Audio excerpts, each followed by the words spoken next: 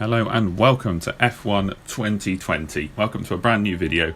I'm super excited to be bringing you this content. This game is absolutely awesome.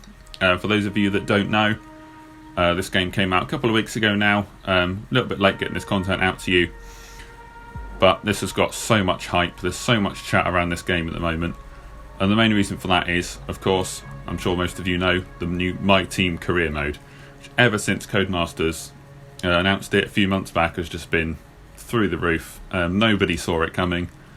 They've just chucked this awesome new feature at us, and it really has taken this game to a whole new level. I mean, we know 2019 was a good game, but 2020 really just has blown it out of the water. It's an awesome game. So, as I mentioned, My Team. We're going to be jumping straight into this, and I'm going to be taking you through exactly what this new feature means. For those of you that perhaps don't know, haven't heard of it quite so much, this year you can be the 11th team on the grid. You can create your own F1 team entirely in your own image, create your own driver character, choose sponsors, choose an engine supplier, hire your own teammate, and really just do everything that means running an F1 team. It really is awesome. I've been playing it now, as I said, for a couple of weeks. Feel like I'm in a position now to start bringing you some content, bringing out regular videos, and letting you guys see what all the fuss is about. So the scene in the background here is just going through creating our character, just the boring stuff to start with, and then we'll dive into the more interesting stuff. So in addition to the My Team career mode, there's a lot of new features in this game. Also to do with career mode is now the real F1 drivers can retire, be replaced by F2 drivers. The handling model has been revamped, partially actually helped by lockdown. Real F1 drivers playing last year's game, giving lots of feedback to Codemasters, and it's been a massive help for them in developing this year's game, which is great news for all of us players. So this game's just on a whole new level from anything we've seen before, really. So we've created our character.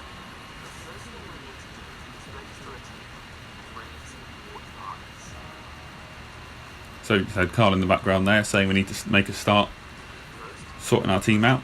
So the first thing we need to do is pick a team name. I'm sure some of you have noticed the channel's called Shotgun Racing. Now, let's choose our primary sponsor for this season.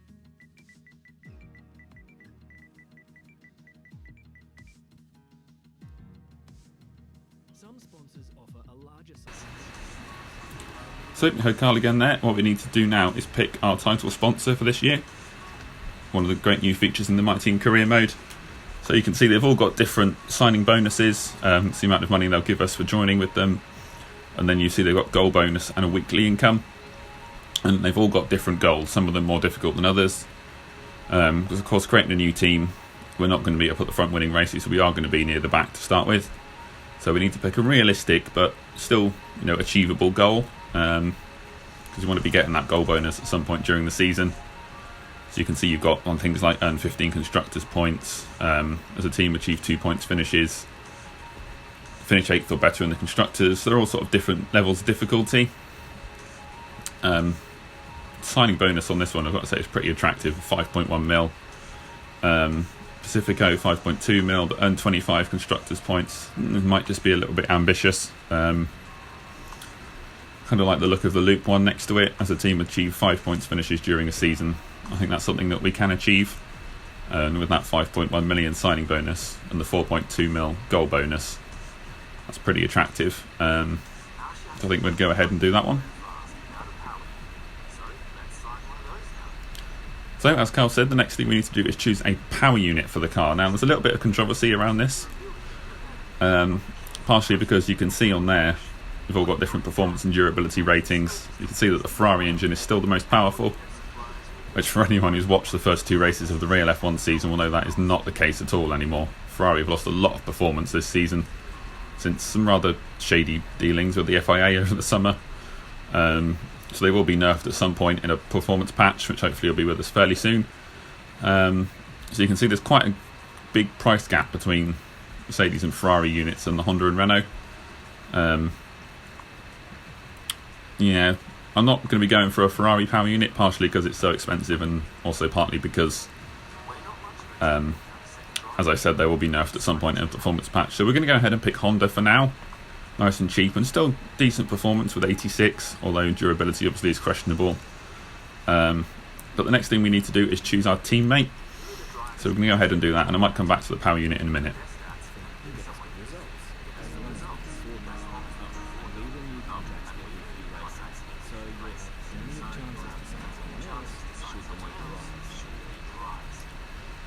So obviously starting out, we're not going to be hiring Lewis Hamilton. We do get a selection of F2 drivers to choose from with varying different contract costs, and you can see they've all got different driver ratings as well. So they've got an overall, and then we've got experience, racecraft, awareness and pace. So you can see all these drivers are fairly well matched. As Carl alluded to, you do get the opportunity to change drivers at halfway point in the season. Whoever you choose, their contract will come up for renewal, and you can either re-sign them or you can check the driver market, see who else you can afford. But it does depend how much money you've got in the bank at the time.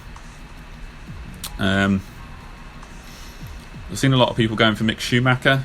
He's not actually one of the options that we've got here, so we won't be signing him. However, I have signed him on my other save, and he's doing pretty well. Certainly been a very, very popular choice, I think, mostly because of that rather famous surname. And we've actually got Antoine Hubert on this list, which is a nice touch by Codemasters to include Antoine in the game. Of course, he was tragically killed last year at Spa while racing in F2. Juan Manuel Correa as well on here was also involved in that accident, so it's a nice touch from Codemasters to include him. But I think we're going to go ahead and select Jordan King. That 79 pace attribute is quite appealing, and 66 racecraft is not bad either. So we're going to go ahead and sign Jordan King. And you'll see in that top right hand corner we've still got $1.3 million left from that signing bonus that we signed at the start from picking Loop as our title sponsor. So we might just go back in and have another look at the power units here and see what we can do. Although a Honda engine is decent, if we can get something better that would be great. And you can see that the delta in price between Honda and Mercedes is just $1.1 million. So I think what we're going to go do here, we're going to jump in and we're going to sign with Mercedes as our power unit, which is a huge boost at the start for a brand new team to be able to come in and choose Mercedes. That sponsor choice was a good call. That we've still got $200,000 left, so that is the setup that we're going to be launching into this new career with. We can add more sponsors to the cars we sign in the campaigns, and don't worry, we can edit our look at any time from HQ. So the next thing we need to do is design a new livery for our car. I've seen a lot of really, really good liveries from people. I have got the Schumacher edition of this game, so you do get these additional liveries. We're not going to be using one of those, though. We are going to be designing our own just to make it more interesting. Got to say, I am a fan of this Cosmos livery as well from Codemasters. This is pretty cool. I like the look of that one. And these are just the liveries that a couple of them I've already unlocked through the Podium Pass, and the rest are just the standard ones that come with the game. There's nothing particularly interesting right at the start. You do have to kind of play the game more and more and unlock more as you go through to get more interesting liveries. But you can put some pretty funky colours on the car. So just cycling through, see which one you fancy editing at the moment. Purple's certainly been a pretty popular colour this year. I've seen a lot of purple cars on different people's games. So we'll jump in and use this choppy livery, and we're just going to go through and cycle through the different colours and see what takes my eye. Yeah, I've seen some homages as well to previous F1 teams. So I've seen some people try and recreate Brawn GP car from 2009. I saw one the other day that trying to recreate the Jordan car with some yellow on it, some yellow and black colours, and that one looked really good. So it does just give you a lot of free reign and a lot of creative freedom this year to kind of have the car looking however you want. It's just awesome, this game mode. Honestly, it's so much fun to play. We wanted Codemasters. They kind of needed to evolve the career mode somehow. With the driver career that we've had, the past 10 years. As fun as it is, does start to get a bit stale after 2 or 3 seasons. So to have this now as an extra game mode is just incredible, and I think it's going to give the game a long cycle as well. I think people are going to be playing this for a long, long time.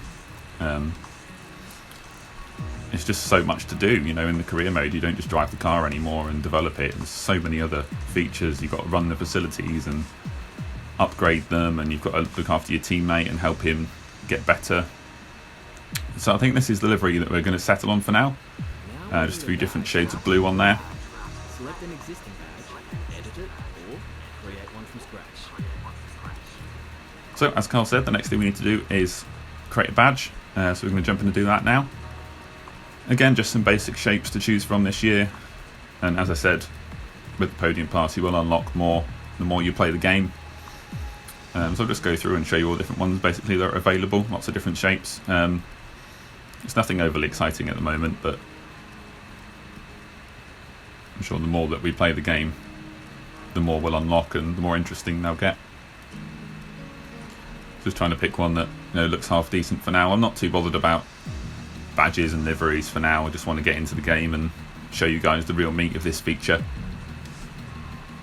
Yeah, and just how much there is and how much depth there is to this game mode now. So we're going to pick the Fanblades badge. Team colours for the rest of our branding. You'll see these colours throughout HQ.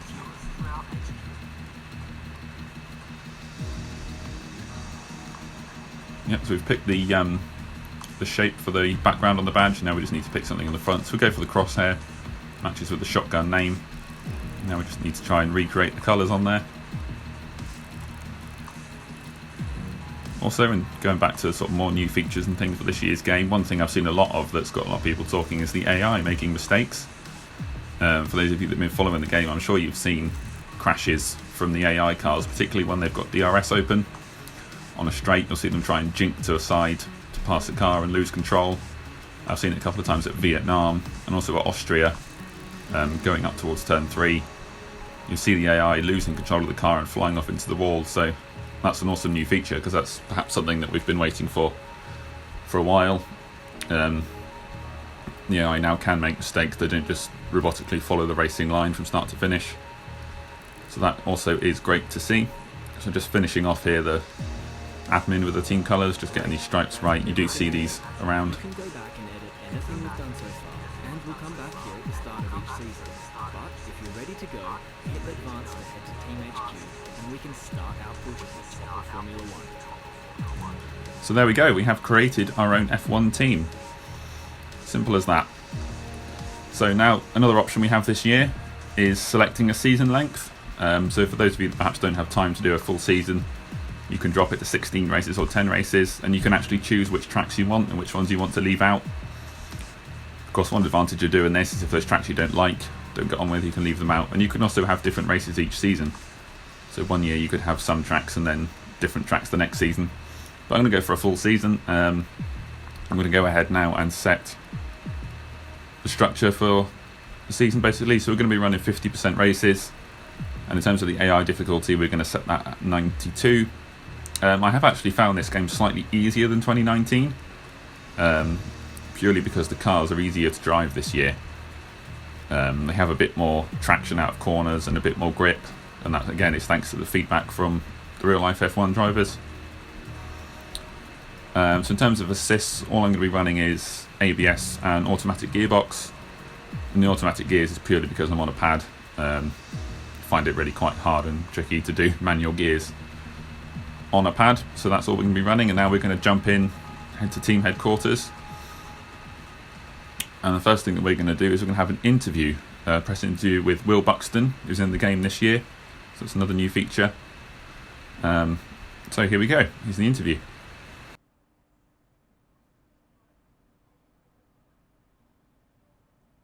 Okay, we're live in 5, 4, 3. Hello folks, and welcome to the HQ of Formula One's newest team. We've been invited backstage to gain an exclusive insight into what could be one of the most exciting entries in the sport for many years. Now, we've seen a number of new teams enter the sport over the last decade, amongst their number Manor, Caterham, HRT and of course Haas. And while some have proved to be successful, others have morphed into different teams and some have disappeared completely. What marks this team out, though, as being something different is that its owner is also its driver.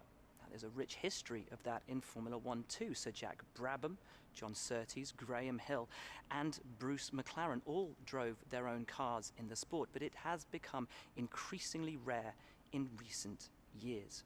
What's very special about this team, though, is that while the team itself is new to Formula One, so too is its driver and owner. Whatever happens this season, you've already made the history books. Tell me, do you feel up to the mammoth task of both managing and driving for a Formula One team?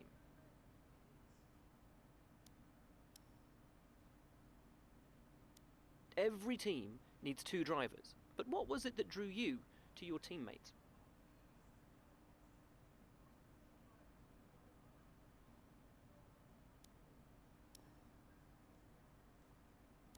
No one aims to finish bottom of the table. Who's the team you're aiming to beat? So what you want to bear in mind when you're answering these questions is they do actually have an impact on your career.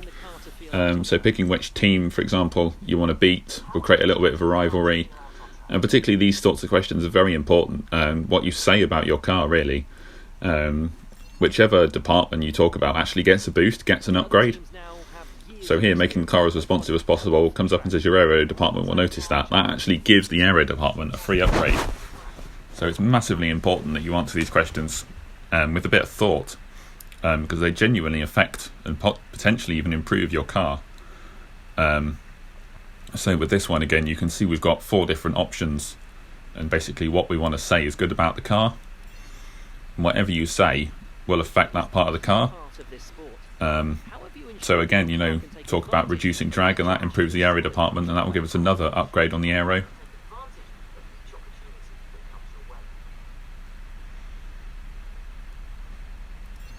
So again, you can see this can we can talk about durability or power, talks about how light the car is there, and that says your chassis department will notice that, so that gives the chassis department an upgrade. So these interviews actually have a genuine direct impact on your career this year. So the last question, which your departments are you most proud of? We're going to praise the power unit department because we haven't said anything about that yet. So that gives us a powertrain upgrade. Okay, great, thank you. That's a wrap. Okay, so that concludes our press interview with Will Buxton. And yeah, when you're playing this game, just make sure you pay attention to those questions because they are so important this year. Genuinely give you free upgrades. So just think about which area of the car you want to be good at the start, basically. You do get a few questions, so kind of what I did was make sure I praised 3 different departments. We talked about aero, chassis and powertrain. So this is the main hub for F1 2020 My Team Career Mode. We've got a calendar, and another thing that you need to do this year is schedule activities. So you've got everything from a driver press tour, a merch sale, training camp, focus on different departments in terms of developing the car. And you need to make sure that you're constantly scheduling these because they do give you different bonuses, whether it's driver acclaim, boosts on your second driver statistics. It can affect department morale. So that is pretty much where I'm going to leave it for episode 1 of my F1 2020 My Team Career Mode. I really hope you've enjoyed the video, you've enjoyed getting to grips with this career mode, seeing what it's about, starting off my own F1 team. We're just organising some activities in the background. I'll talk more about this in the next video, which will hopefully be up pretty soon. That will feature the Australian Grand Prix as well, our first ever race. Thank you so much for watching. Really means a lot to me. If you enjoyed the video, don't forget to give it a like and subscribe for plenty more F1 2020 content.